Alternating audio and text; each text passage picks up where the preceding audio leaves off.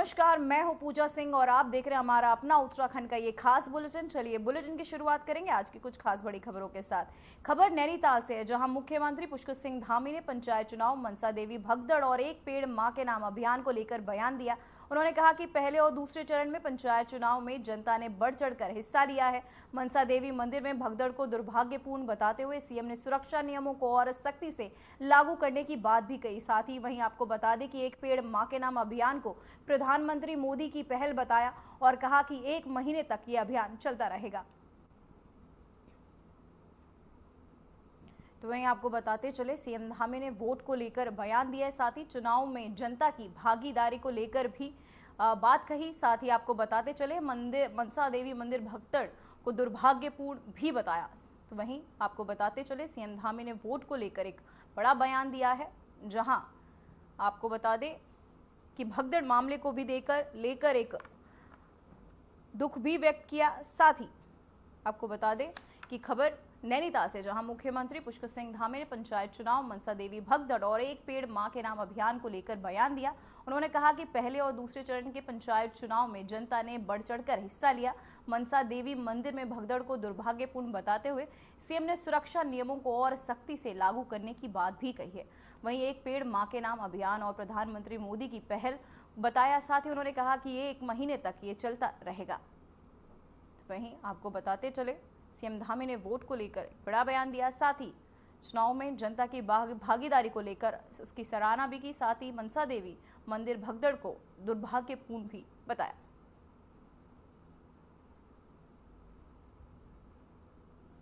तो वहीं आपको बता दें, सीएम धामी पहले चरण के मतदान में, पहले चरण का जो चुनाव हुआ था, उसमें भारी उत्साह गांव की सरकार चुनने के लिए, पंचायतों की सरकार चुनने के लिए पूरे उत्तराखंड के अंदर लोगों में अपार उत्साह था। उसी का परिणाम है कि मतदान का प्रतिशत काफी ऊपर गया। दूसरे चरण का आज मतदान हो रहा है। दूसरे चरण में जो प्रारंभिक रूप से 12 बजे तक के आंकड़े आए हैं, काफी अच्छा मतदान हुआ है। अभी जो बचे हुए 2 घंटे हैं, उसमें भी लोग गांव की सरकार चुनने के लिए बड़ी संख्या में बाहर आएंगे, क्योंकि त्रिस्तरीय पंचायत चुनाव के जो प्रतिनिधि चुने जाते हैं, उनका ग्रामीण क्षेत्रों में, पंचायतों में विकास में बहुत बड़ा योगदान होता है। इसलिए मैं सभी से अपील करता हूं कि अपने मत का प्रयोग करें और मतदान करने के लिए बड़ी संख्या में आएं और ग्राम सभा की सरकारों को चुनें।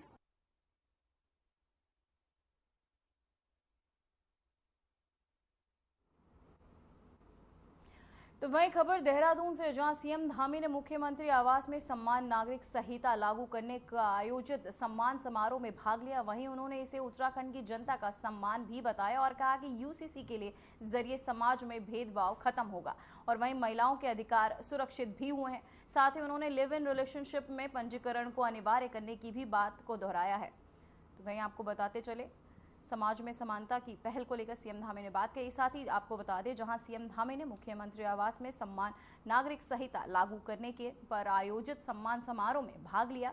साथ ही वहां पहुंच उन्होंने इसे उत्तराखंड की जनता का सम्मान भी बताया और कहा कि यूसीसी के जरिए समाज में भेदभाव जो है वो खत्म हो चुका है। साथ ही महिलाओं के अधिकार भी सुरक्षित हुए। उन्होंने लिव इन रिलेशनशिप में पंजीकरण को अनिवार्य करने की बात भी दोहराई है। तो वहीं आपको बताते चले कि पंजीकरण, लिव इन रिलेशनशिप के पंजीकरण को लेकर उन्होंने उसे अनिवार्य बताते हुए ये बात भी फिर दोहराई। साथ ही समाज में समानता की पहल को लेकर भी उन्होंने अपनी बात रखी। साथ ही समारोह में सीएम धामी का सम्मान भी हुआ। तो वहीं उत्तराखंड में यूसीसी की गूंज लगातार, जहां आपको बताते चले, यूसीसी के तहत महिलाओं को उनका सम्मान भी मिला, जहां लिव इन पर भी सीएम धामी ने अपनी बात रखी। उत्तराखंड में यूसीसी की गूंज, जहां आपको बताते चले, सीएम धामी ने यूसीसी को लेकर बात कही। तो वहीं खबर देहरादून से, जहां मुख्यमंत्री पुष्कर सिंह धामी ने सचिवालय में उच्च अधिकारियों के साथ बैठक कर डेमोग्राफी में बदलाव की कोशिशों पर सख्त रुख अपनाने के निर्देश भी दिए। साथ ही उन्होंने धर्मांतरण जैसी संदिग्ध गतिविधियों पर नजर रखने को कहा है। उन्होंने कानून को और सख्त बनाने की भी बात कही। साथ ही सीएम ने ऑपरेशन कालनेमी को प्रभावी बताते हुए इसके लिए एसआईटी गठित करने के निर्देश भी दिए। तो वहीं ऑपरेशन कालनेमी के तहत एसआईटी गठन को लेकर भी सीएम धामी सख्त रुख अपनाते हुए नजर आए। जहां आपको बताते चले कि सीएम पुष्कर सिंह धामी ने सचिवालय में उच्च अधिकारियों के साथ बैठक कर डेमोग्राफी में बदलाव की कोशिशों पर सख्त रुख अपनाने के निर्देश दिए। साथ ही उन्होंने धर्मांतरण जैसी संदिग्ध गतिविधियों पर नजर रखने को भी कहा है। जहां आपको बता दें उन्होंने कानून को और सख्त बनाने की बात कही। साथ ही सीएम ने ऑपरेशन कालनेमी को प्रभावी बताते हुए इसके लिए एसआईटी गठित करने के निर्देश भी दिए हैं। तो वहीं आपको बताते चले ऑपरेशन कालनेमी को लेकर लगातार सीएम धामी सख्त, साथ ही ऑपरेशन कालनेमी पर लगातार सीएम नजर बनाए हुए हैं। साथ ही संबंधित अधिकारियों को लगातार सीएम के तहत आपको बताते चले सख्त निर्देश भी दिए जा रहे हैं। वहीं सचिवालय में उच्च अधिकारियों के साथ सीएम पुष्कर सिंह धामी ने बैठक की, जहां डेमोग्राफी में बदलाव की कोशिशों को सख्त रुख अपनाने के निर्देश भी संबंधित अधिकारियों को दिए गए सीएम धामी के तहत। साथ ही उन्होंने धर्मांतरण जैसे संदिग्ध गतिविधियों पर भी नजर बनाए रखने को कहा है। उन्होंने कानून को और सख्त बनाने की बात कही। साथ ही सीएम ने ऑपरेशन कालनेमी को प्रभावी बताते हुए इसके लिए एसआईटी गठित करने के निर्देश भी दिए हैं।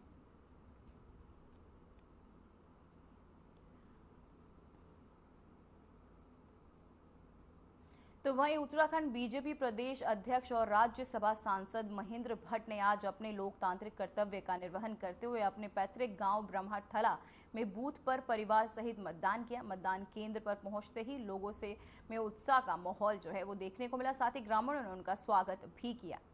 तो वहीं आपको बता दें परिवार संघ बीजेपी अध्यक्ष पहुंचे, जहां उन्होंने मतदान भी किया। साथ ही आपको बता दें महेंद्र भट्ट ने परिवार संघ मतदान किया, जहां लाइन में लगकर अन्य लोगों की तरह उन्होंने मतदान प्रक्रिया में हिस्सा लिया। साथ ही आपको बता दें बीजेपी अध्यक्ष मतदान केंद्र पहुंचे, जहां लोगों में उन्हें देख खासा उत्साह भी देखने को मिला। तो वहीं आपको बताते चले आज मतदान केंद्र पर महेंद्र भट्ट को देखकर लोगों में खासा उत्साह देखने को मिला, जहां आम जनता की तरह लोगों के बीच लाइनों में लगकर उन्होंने मतदान प्रक्रिया में हिस्सा लिया। साथ ही अपना मत भी दिया। परिवार संघ पहुंचे थे महेंद्र भट्ट मतदान केंद्र, जहां उन्हें देखकर लोगों में उत्साह भी देखने को मिला। तो वहीं बीजेपी सांसद ने अपना कर्तव्य निभाते हुए परिवार संघ पहुंचे मतदान। विकास के लिए सरकार चुननी है और अच्छे जनप्रतिनिधि चुनने का जो उत्साह यहाँ की जनता में दिखाई दे रहा है, ये देवभूमि वीरभूमि में लोकतंत्र के प्रति जनता की आस्था है। मैं उत्साहित हूँ। मैं हर वर्ष अपने बूथ पर गांव में आके ही वोट का अपने मतदान का प्रयोग करता हूँ। तो वहीं पौड़ी जिले में आपदा प्रभावित क्षेत्रों का दौरा करने आज राज्यसभा सांसद अनिल बनूली देवप्रयाग पहुंचे। उन्होंने बाऊ बाजार में आपदा से प्रभावित लोगों से मुलाकात की और उनका हालचाल भी जाना। सांसद बलूनी ने अधिकारियों के साथ मिलकर स्थलीय निरीक्षण भी किया और साथ ही आपको बता दें राहत व पुनर्वास कार्यों की समीक्षा भी उन्होंने की। उन्होंने मौके पर मौजूद संबंधित अफसरों को निर्देश दिए कि प्रभावित और हर संभव मदद की जाए और राहत कार्यों में कोई कोताही न बरती जाए। तो वहीं आपको बताते चले अगली खबर देहरादून से है, जहां उत्तराखंड में धर्मांतरण रोकने को लेकर मुख्यमंत्री पुष्कर सिंह धामी ने कानून सख्त करने और एसआईटी गठन की घोषणा पर कांग्रेस ने निशाना भी साधा है। साथ ही कांग्रेस प्रवक्ता प्रतिमा सिंह ने बीजेपी सरकार को विफल बताते हुए ऑपरेशन कालनेमी को भी नाकाम कहा। उन्होंने कहा कि राज्य में घुसपैठिए छिपे हैं तो ये खुफिया एजेंसियों की विफलता है। उन्होंने बीजेपी पर मुद्दों पर राजनीति करने का भी आरोप लगाया है। तो वहीं आपको बता दें सीएम धामी बात धर्मांतरण कानून की, तो मुझे लगता है कि सरकार जिस तरीके से आपने आंकड़े देखे हैं पिछले कुछ दिनों से कि जो धर्मांतरण है उसका नंबर कितना बढ़ा हुआ है, तो ये सरकार की विफलता को उजागर करने का कार्य करता है। ये दिखाता है कि सरकार से बड़ी बड़ी बातें करती है और क्योंकि जब जब चुनाव आता है वो उस तरीके की बातें करती है। धरातल पर जो स्थिति है वो बड़ी विकट है और धरातल पर सरकार का जो कार्य है वो शून्य है। इसीलिए यही वजह है कि धर्मांतरण की जो संख्या है वो बढ़ रही है।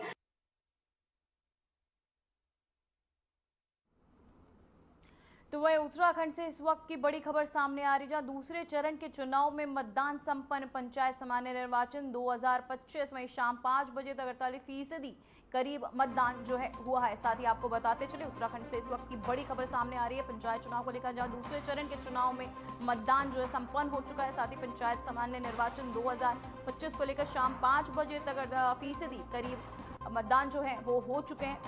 वहीं आपको बताते चले पंचायत चुनाव से जुड़ी एक खबर सामने आ रही है, जहां दूसरे चरण के चुनाव में मतदान संपन्न हो चुके हैं। साथ ही पंचायत सामान्य निर्वाचन 2025 संपन्न हो चुका है, जहां आपको बता दें उत्तराखंड से इस वक्त की बड़ी खबर सामने आ रही है, जहां शाम 5 बजे तक 58% करीब मतदान हो चुके हैं। दूसरे चरण के चुनाव में मतदान संपन्न, पंचायत सामान्य निर्वाचन 2025 को लेकर एक खबर सामने आ रही है, जहां शाम 5 बजे तक 58% करीब मतदान हो चुके हैं। उत्तराखंड से इस वक्त की बड़ी खबर सामने आ रही है, जहां पंचायत चुनाव को लेकर, जहां दूसरे चरण के चुनाव में मतदान सम्मान, जहां युवाओं में खासा उत्साह पंचायत चुनाव को लेकर देखा गया, जहां युवा बढ़ चढ़कर अपने मत को देते हुए नजर आए। वहीं बूथों पर लगातार चाहे बुजुर्ग हो चाहे युवा हो, सबने बढ़ चढ़कर हिस्सा लिया। साथ ही आपको बताते चले दूसरे चरण के चुनाव में मतदान अब संपन्न हो चुके हैं, जहां युवाओं में खासा उत्साह देखने को मिला। साथ ही बुजुर्ग भी इस मतदान में पीछे नहीं रहे, जहां उन्होंने भी अपने मत का पूरा उपयोग करते हुए वहां पहुंचे। साथ ही आपको बताते चले इस बार पूरी जानकारी लेने के बाद ही युवाओं ने अपने मत का प्रयोग किया है। साथ ही अपने पसंदीदा को मत देकर उसे चुना है। साथ ही आपको बताते चले उत्तराखंड से इस वक्त की बड़ी खबर जो है सामने आ रही है, जहां उत्तराखंड में इस पंचायत चुनाव को लेकर अब लोगों में खासा उत्साह नजर आया। साथ ही सभी ने अपने मतों का प्रयोग किया और पंचायत सामान्य शाम 5 बजे तक 58% के करीब मत जो है पंचायत चुनाव में दिए गए।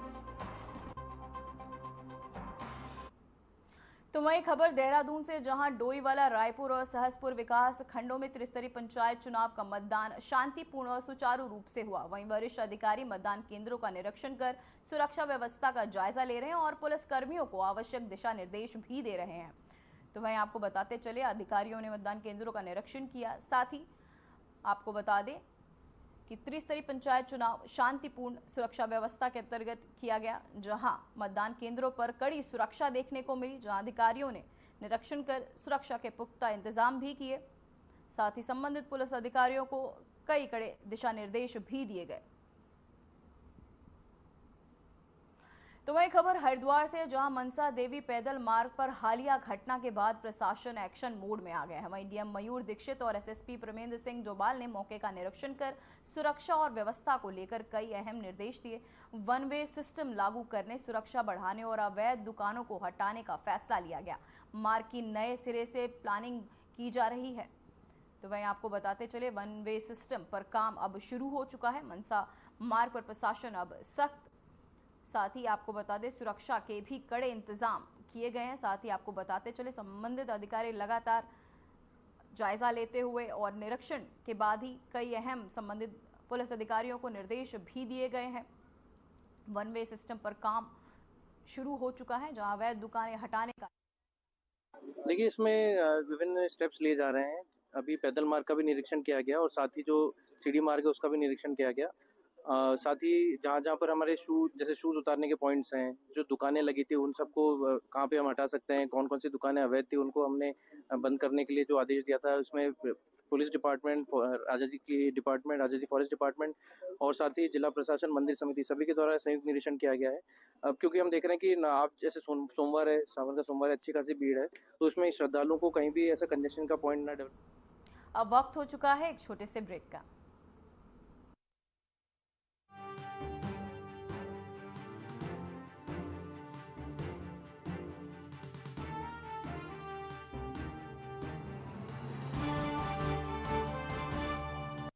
नवाचारी और नवोन्मेषी शिक्षा व्यवस्था से युवाओं की आशाओं को नई उड़ान दे रहा है नया उत्तर प्रदेश।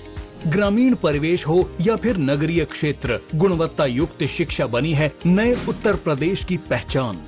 स्कूल चलो अभियान और शारदा प्रोग्राम जैसे अभिनव प्रयासों से ड्रॉप आउट दर में आई है उल्लेखनीय गिरावट। ऑपरेशन कायाकल्प और टैबलेट वितरण जैसे कदमों से डिजिटल शिक्षा को मिले हैं नए आयाम। बेसिक शिक्षा से हायर एजुकेशन तक शिक्षा में उठाए गए अभूतपूर्व कदमों से हुआ है एजुकेशन का ट्रांसफॉर्मेशन। अंत्योदय और बिना किसी भेदभाव के सबको समान शिक्षा का अधिकार बना है युवाओं के उज्जवल भविष्य का आधार। वर्ष 2017 के बाद डबल इंजन सरकार के अभिनव प्रयासों ने नए उत्तर प्रदेश की शिक्षा व्यवस्था में किया है युगांतकारी ट्रांसफॉर्मेशन। समान शिक्षा का अधिकार, डबल इंजन सरकार।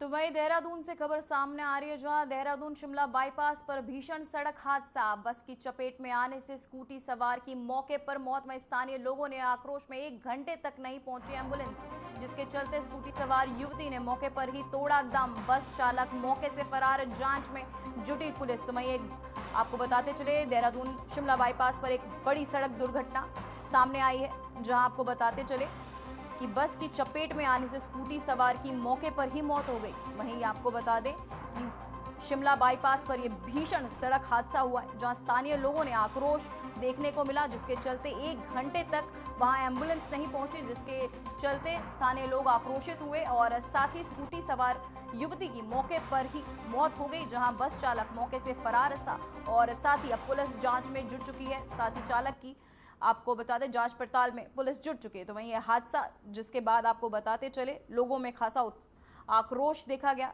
शिमला बाईपास पर यह भीषण सड़क हादसा हुआ है, जहां आपको बताते चले इस हादसे के बाद चालक मौके से फरार हो चुका है, जहां आपको बताते चले पुलिस अब चालक की तलाश कर रही है, साथ ही जांच में भी जुट चुकी है। चालक की मौके से फरार और पुलिस जुटी जांच में। तो वहीं चमोली के कर्णप्रयाग ग्वालदम राष्ट्रीय राजमार्ग पर एक अनियंत्रित कार हाईवे से लगभग 150 मीटर नीचे खाई में गिर गई। कार देवाल के कर्णप्रयाग की ओर जा रही थी। हादसे में कार सवार 2 लोग घायल हुए, जिन्हें पुलिस ने मौके से सुरक्षित निकालकर एम्बुलेंस की मदद से नारायण बगड़ PHC पहुंचाया, जहां उनकी स्थिति अब स्थिर बताई जा रही है। तो वहीं अनियंत्रित कार खाई में गिरने से 2 लोग घायल हो गए हैं। साथ ही आपको बताते चले मौके पर पहुंची पुलिस ने उन्हें अस्पताल में भर्ती भी करा दिया है। वहीं राष्ट्रीय राजमार्ग पर एक अनियंत्रित कार हाईवे से लगभग 150 मीटर नीचे खाई में गिर गई। कार देवाल से कर्णप्रयाग की ओर जा रही थी। वहीं हादसे में कार सवार 2 लोग घायल हो गए हैं, साथ ही जिन्हें पुलिस ने मौके से सुरक्षित निकालकर एम्बुलेंस की मदद से नारायण बगड़ PHC पहुंचाया। वहीं उनकी स्थिति अब स्थिर भी बताई जा रही है। तो वहीं देहरादून के थाना सेलाकुई क्षेत्र में 16 वर्षीय नाबालिग युवती के साथ दुष्कर्म मामले में आरोपी साहिल कुमार को गिरफ्तार कर लिया गया है। पुलिस ने पीड़िता को आरोपी के कब्जे से सुरक्षित बरामद किया। वहीं आरोपी के खिलाफ पॉस्को अधिनियम समेत संबंधित धाराओं में मुकदमा दर्ज कर मामले की जांच जारी है। साथ ही SSP देहरादून के निर्देश पर गठित टीम ने कार्यवाही कर आरोपी को पकड़ा। तो वहीं आपको बताते चले दुष्कर्म का आरोपी अब गिरफ्तार हो चुका है। आपको बताते चले कि पुलिस की कार्यवाही के तहत गिरफ्तार कर लिया गया, जहां अब आपको बता दें पॉस्को एक्ट के तहत उन्हें गिरफ्तारी की गई है। साथ ही दुष्कर्म का यह आरोपी अब पुलिस की पकड़ में। उत्तराखंड की सांस्कृतिक राजधानी अल्मोड़ा न सिर्फ अपनी खूबसूरत वादियों के लिए मशहूर है, बल्कि यहाँ की पारंपरिक हस्तशिल्प भी सदियों से लोगों को आकर्षित करती नजर आई है। खासकर अल्मोड़ा के टमटा मोहल्ला में दुगल खोला में बनने वाले तांबे के बर्तन, जिन्हें हाथों से तराशा जाता है, लेकिन अब यहाँ परंपरा संकट में है। आधुनिकता की तेज रफ्तार और सरकारी उपेक्षा ने इस गौरवशाली शिल्प को धीरे धीरे गुमनामी की ओर धकेल दिया है। आइए इस पर एक खास रिपोर्ट में जानते हैं ताम्र नगरी की कहानी। उत्तराखंड की सांस्कृतिक आत्मा कहे जाने वाले अल्मोड़ा में कुछ मोहल्ले ऐसे हैं जहां इतिहास आज भी जिंदा है, जैसे टमटा मोहल्ला और दुग्गल खोला। इन जगहों को ताम्र नगरी कहा जाता है क्योंकि यहाँ पर लगभग 100 वर्षों से तांबे के बर्तन हाथ से बनाए और तराशे जाते हैं, जो देश ही नहीं विदेशों में भी अपनी एक खास पहचान रखते हैं। लेकिन अब यही परंपरा संकट में है।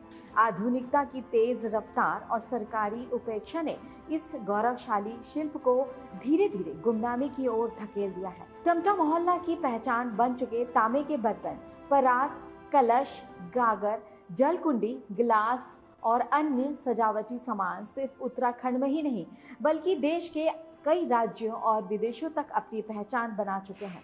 इन बर्तनों की सबसे खास बात यह है कि इन्हें मशीनों से नहीं बल्कि कारीगरों के हुनरमंद हाथों से गढ़ा जाता है। यही पारंपरिक तकनीक इन्हें आम उत्पादों से अलग बनाती है और इनकी मांग को बरकरार रखती है।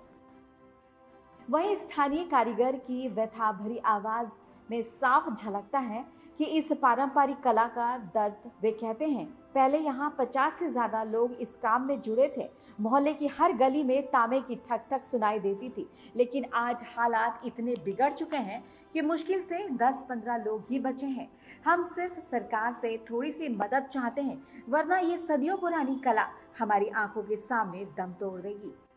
सर हो गए होंगे 100 साल से ऊपर हो गए होंगे काम चलते हुए यहाँ पे, और क्या नाम कहते 30-35 साल तो मुझे ही हो गया काम करते करते। 35 साल तो मुझे हो गया काम करते हुए। मैं कलश, वाटर फिल्टर और गगड़ी, परात वगैरह सभी बनाते हैं आइटम। सब मंदिर का आइटम भी बनाते हैं। जो डिमांड आती है वो बना देते हैं। डिमांड आती है सर दूर दूर से, खटीमा, बनबसा, ये धारचूला, डीडी हाट, दोराहाट, बागेश्वर से भी आती है, और हल्द्वानी, नैनीताल, ये सभी जगह से आती है। रॉ मटेरियल तो हमको बाजार से लेना पड़ता है। इसमें सर्किल वगैरह ये सीट हीट आती हैं, उसी का जैसे गाहक ने जो सामान मांगा उसको बना के देते हैं। टमटा मोहल्ला की गलियों में अब पहले जैसी चहल पहल नहीं दिखती। जहां कभी तांबे की ठक ठक हर सुबह गूंजा करती थी, वहां अब सन्नाटा पसरा है। खाली कार्यशालाएं और बंद दुकानों के बीच कुछ गिने चुने कारीगर अब भी इस पारंपरिक कला को बचाने की जद्दोजहद में जुटे हैं। लेकिन बदलते समय और आधुनिक मशीनों की बढ़ती पकड़ ने इस शिल्प को धीरे धीरे हाशिए पर पहुंचा दिया है। युवा अब इस पेशे से जुड़ना नहीं चाहते। वजह साफ है, ना तो आमदनी पर्याप्त है और ना ही कोई स्थायी सरकारी सहयोग। परिणाम स्वरूप ये पीढ़ियों पुरानी ताम्र कला अब इतिहास बनने की कागार पर है। वहीं कारीगर अपने काम के बीच निराश से भरे चेहरे के साथ बात करते हुए बताते हैं कि हम सीखना चाहते हैं ये कला, लेकिन जब ना बाजार है और ना कोई समर्थन, तो हम कैसे जुड़े। हम सरकार से मदद की उम्मीद रखते हैं, पर जमीनी तौर पर कुछ नहीं मिलता। कारीगरों का आरोप है कि सरकार बार बार सिर्फ आश्वासन देती है, पर वास्तविक मदद कहीं नजर नहीं आती। ऐसे हालात बने रहे तो अल्मोड़ा की प्रसिद्ध ताम्र नगरी जल्द ही इतिहास की धूल में सिमट जाएगी। फिलहाल टमटा मोहल्ला में बने तांबे के बर्तन अल्मोड़ा और आसपास के बाजारों में तो मिल जाते हैं, लेकिन इनकी पहुंच अब भी सीमित है।